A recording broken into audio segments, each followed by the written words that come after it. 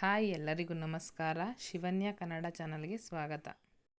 ಇವತ್ತಿನ ವಿಡಿಯೋ ಏನಪ್ಪ ಅಂತಂದರೆ ಧನುರ್ಮಾಸ ಪೂಜೆ ಯಾವಾಗ ಶುರುವಾಗುತ್ತೆ ಮತ್ತು ಯಾವಾಗ ಮುಕ್ತಾಯವಾಗುತ್ತೆ, ಹಾಗೆಯೇ ಈ ಪೂಜೆನ ಯಾವಾಗ ಮಾಡಬೇಕು ಮತ್ತು ಇದ್ರ ಮಹತ್ವ ಏನಂತ ನೋಡೋಣ.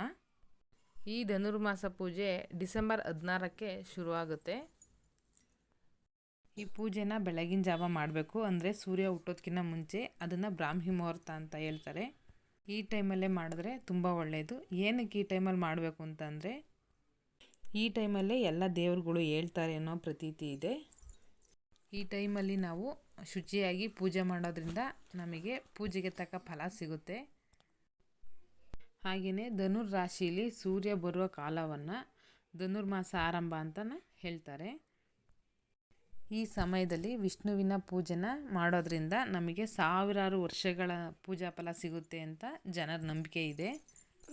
ನಾವು ಈ ಪೂಜೆಗೆ ನೈವೇದ್ಯಕ್ಕೆ ಹೆಸರುಬೇಳೆ ಅಕ್ಕಿ ಪಾಯಸ ಅಥವಾ ಹುಗ್ಗಿ ಅಂತ ಏನು ಕರೀತಾರೆ ಅದನ್ನು ಮಾಡಬೇಕು.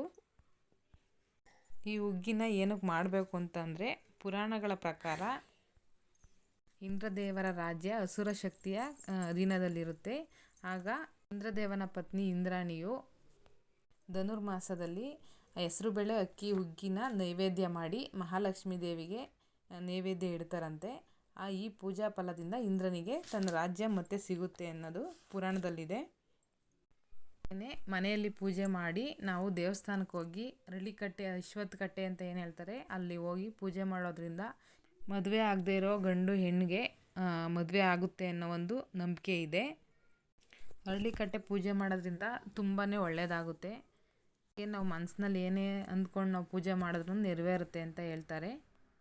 ಹಾಗೆಯೇ ದೇವಸ್ಥಾನದಲ್ಲಿರೋ ಕಲ್ಯಾಣಿಗೆ ನಾವು ಪೂಜೆ ಮಾಡಿ ದೀಪಗಳನ್ನ ತೇಲ್ಬಿಡಬೇಕು. ಈ ಮಾಸದಲ್ಲಿ ಶನಿದೇವರ ಒಂದು ಉಪಸ್ಥಿತಿ ಹೆಚ್ಚಿರೋದ್ರಿಂದ ಈ ಸಮಯದಲ್ಲಿ ಯಾವುದೇ ಶುಭ ಕಾರ್ಯಗಳನ್ನ ಮಾಡೋದಿಲ್ಲ ಯಾರೂ.